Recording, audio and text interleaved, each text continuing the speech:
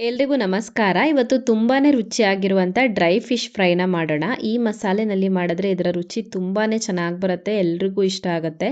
ಗಂಜಿ ಊಟಕ್ಕಿರ್ಬೋದು ಅಥವಾ ಊಟಕ್ಕೆ ಸೈಡ್ ಡಿಶ್ ಆಗಿರ್ಬೋದು, ತುಂಬಾನೇ ಟೇಸ್ಟಿಯಾಗಿ ಬರುತ್ತೆ. ರೆಸಿಪಿ ತುಂಬಾನೇ ಸಿಂಪಲ್ ಆಗಿದೆ, ಕ್ವಿಕ್ ಆಗಿ ರೆಡಿ ಮಾಡ್ಕೊಳ್ಬೋದು. ಬನ್ನಿ ಹಾಗಿದ್ರೆ ಯಾವ ಥರ ಮಾಡೋದಂತ ನೋಡೋಣ. ಡ್ರೈ ಫಿಶ್ ಫ್ರೈ ಮಾಡೋದಕ್ಕೆ ನಾನಿಲ್ಲಿ ಅಂದಾಜು 100 ಗ್ರಾಮ್ ಆಗೋಷ್ಟು ಡ್ರೈ ಫಿಶನ್ನು ತೊಗೊಂಡಿದ್ದೀನಿ. ಎಕ್ಸಾಕ್ಟ್ ಆಗಿ ಈ ಮೀನಿನ ಹೆಸರು ನನಗೆ ಗೊತ್ತಿಲ್ಲ. ನೀವು ಯಾವ ಮೀನಾದರೂ ತೊಗೊಳ್ಬೋದು, ಇದೇ ಮೀನು ಆಗಬೇಕಂತೇನಿಲ್ಲ. ಫಸ್ಟಿಗೆ ಕ್ಲೀನ್ ಮಾಡ್ಕೊಳ್ಳೋಣ ಇದನ್ನು. ಆ್ಯಕ್ಚುಲಿ ಈ ಮೀನು ನಮಗೆ ಊರ ಕಡೆ ಸಿಗುತ್ತಲ್ವ, ಆ ಡ್ರೈ ಫಿಶ್ ಅಷ್ಟು ಡ್ರೈ ಇರೋದಿಲ್ಲ. ಇದಕ್ಕೆ ಸ್ವಲ್ಪ ಉಪ್ಪನ್ನು ಜಾಸ್ತಿ ಹಾಕಿರ್ತಾರೆ, ಜಾಸ್ತಿ ಡ್ರೈ ಇರೋದಿಲ್ಲ ಇದು. ಇದನ್ನು ನಾವು ಫ್ರಿಜ್ಜಲ್ಲಿ ಸ್ಟೋರ್ ಮಾಡಬೇಕಾಗತ್ತೆ. ನಾನು ಇದನ್ನು ಇಲ್ಲಿನೇ ಬೆಂಗಳೂರಲ್ಲಿನೇ ಮಾರ್ಕೆಟಲ್ಲಿ ತಂದಿರೋದು. ಸೊ ಮೀನನ್ನು ನಾರ್ಮಲ್ ಆಗಿ ನೀವು ಹಸಿ ಮೀನನ್ನು ಯಾವ ಥರ ಕ್ಲೀನ್ ಮಾಡ್ತೀರೋ ಅದೇ ಥರ ಕ್ಲೀನ್ ಮಾಡ್ಕೊಳ್ಬೇಕು.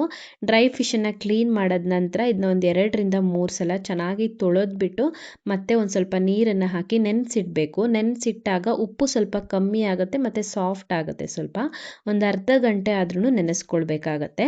ಸೊ ಡ್ರೈ ಫಿಶ್ ನೆನೆಯೋ ಅಷ್ಟರಲ್ಲಿ ನಾವು ಮಸಾಲೆನ ರೆಡಿ ಮಾಡ್ಕೊಳ್ಳೋಣ. ಒಂದು ಪ್ಲೇಟ್ಗೆ 1 ಟೇಬಲ್ ಸ್ಪೂನ್ ಆಗೋಷ್ಟು ಖಾರದ ಪುಡಿನ ಹಾಕ್ಕೊಳ್ತಾ ಇದ್ದೀನಿ.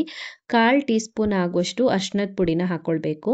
1/4 ಟೇಬಲ್ ಸ್ಪೂನ್ ಆಗೋಷ್ಟು ಧನಿಯಾ ಪುಡಿ, 1/4 ಟೇಬಲ್ ಸ್ಪೂನ್ ಆಗೋಷ್ಟು ಗರಂ ಮಸಾಲೆ ಪುಡಿನ ಹಾಕ್ಕೊಳ್ಬೇಕು. ರುಚಿಗೆ ತಕ್ಕಷ್ಟು ಉಪ್ಪು ಸ್ವಲ್ಪನೇ ಸ್ವಲ್ಪ ಹಾಕ್ಕೊಳ್ಳಿ, ಮೀನಲ್ಲಿ ಕೂಡ ಉಪ್ಪಿರುತ್ತೆ.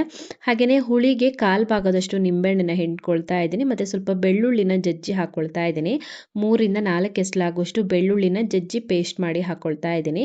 ಇದಕ್ಕಿವಾಗ ಸ್ವಲ್ಪನೇ ನೀರನ್ನು ಸೇರಿಸ್ಬಿಟ್ಟು ಮಸಾಲೆನ ಚೆನ್ನಾಗಿ ಮಿಕ್ಸ್ ಮಾಡ್ಕೊಳ್ಳೋಣ. ಮಸಾಲೆ ಮಿಕ್ಸ್ ಮಾಡ್ಕೊಂಡ ನಂತರ ಇದನ್ನು ಮೀನಿಗೆ ಹಚ್ಬಿಟ್ಟು ಮ್ಯಾರಿನೇಟ್ ಮಾಡ್ಕೊಳ್ಬೇಕು. ಮಸಾಲೆನ ಜಾಸ್ತಿ ತೆಳು ಮಾಡ್ಕೊಳ್ಬೇಡಿ, ಸ್ವಲ್ಪ ದಪ್ಪನೇ ಕಲಿಸ್ಕೊಳ್ಳಿ. ಸೊ ಇದನ್ನ ಇವಾಗ ನಾವು ನೆನೆಸಿಟ್ಕೊಂಡಿದ್ದೀವಲ್ವ, ಮೀನು ನೆನೆದಾದ ನಂತರ ಅದನ್ನು ನೀರಿಂದ ತೆಗೆದ್ಬಿಟ್ಟು ಮಸಾಲೆನ ಚೆನ್ನಾಗಿ ಎಲ್ಲ ಮೀನುಗಳಿಗೂ ಹಚ್ಬಿಟ್ಟು ಮ್ಯಾರಿನೇಟ್ ಮಾಡ್ಕೊಳ್ಬೇಕು. ಒಂದು 20 ನಿಮಿಷದಿಂದ ಅರ್ಧ ಗಂಟೆವರೆಗೂ ಮ್ಯಾರಿನೇಟ್ ಮಾಡ್ಕೊಳ್ಬೇಕು. ಸೊ ಮೀನೆಲ್ಲ ಮ್ಯಾರಿನೇಟ್ ಆದ ನಂತರ ಒಂದು ಫ್ರೈಯಿಂಗ್ ಪ್ಯಾನ್ನ ಕಾಯಿಸ್ಬಿಟ್ಟು ಅದಕ್ಕೆ 3ರಿಂದ 4 ಟೇಬಲ್ ಸ್ಪೂನ್ ಆಗುವಷ್ಟು ಎಣ್ಣೆ ಹಾಕ್ಕೊಳ್ಬೇಕು. ನಾನಿಲ್ಲಿ ಕೋಕೋನಟ್ ಆಯಿಲ್ ಯೂಸ್ ಮಾಡ್ತಾ ಇದ್ದೀನಿ.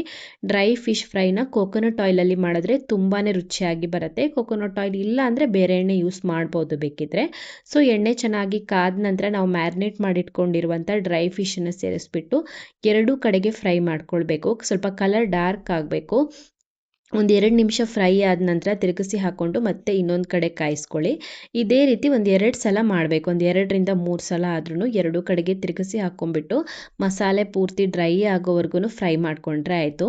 ಸೊ ಇದು ಚೆನ್ನಾಗಿ ಫ್ರೈ ಆಗಿದೆ ನೋಡಿ, ರಿಮೂವ್ ಮಾಡ್ಕೊಳ್ತಾ ಇದ್ದೀನಿ ಪಾತ್ರೆಯಿಂದ. ರುಚಿ ಅಂತೂ ತುಂಬಾ ಚೆನ್ನಾಗಿ ಬರುತ್ತೆ. ಸ್ವಲ್ಪ ಖಾರವಾಗಿ ತುಂಬಾ ಟೇಸ್ಟಿಯಾಗಿರುತ್ತೆ. ಗಂಜಿ ಊಟಕ್ಕಿರ್ಬೋದು ಅಥವಾ ಅನ್ನದ ಜೊತೆ ಯಾವುದೇ ಸಾಂಬಾರು ಇರಲಿ, ಸೈಡ್ ಡಿಶ್ ಆಗಿ ತಿನ್ನೋದಕ್ಕಿರ್ಬೋದು, ತುಂಬಾ ಚೆನ್ನಾಗಾಗುತ್ತೆ. ಒಂದು ಸಲ ಮಿಸ್ ಮಾಡದೆ ಟ್ರೈ ಮಾಡಿ ಇದನ್ನು. ಸಿಂಪಲ್ ಆಗಿದೆ ರೆಸಿಪಿ, ಬಟ್ ರುಚಿ ಮಾತ್ರ ಫಸ್ಟ್ ಕ್ಲಾಸ್ ಆಗಿರುತ್ತೆ. ಸೊ ಇವತ್ತು ಹಾಕಿರುವಂಥ ಈ ಡ್ರೈ ಫಿಶ್ ಫ್ರೈ ರೆಸಿಪಿ ನಿಮಗೆ ಇಷ್ಟ ಆಗಿದ್ದರೆ ವಿಡಿಯೋಗೊಂದು ಲೈಕ್ ಕೊಡಿ, ಕಮೆಂಟಲ್ಲಿ ಹೇಗಿದೆ ಅಂತ ತಿಳಿಸಿ. ಇನ್ನೂ ಹೆಚ್ಚಿನ ವಿಡಿಯೋಗಳಿಗೆ ನನ್ನ ಯೂಟ್ಯೂಬ್ ಚಾನಲನ್ನು ಸಬ್ಸ್ಕ್ರೈಬ್ ಮಾಡ್ಕೊಳ್ಳೋದನ್ನು ಮರಿಬೇಡಿ.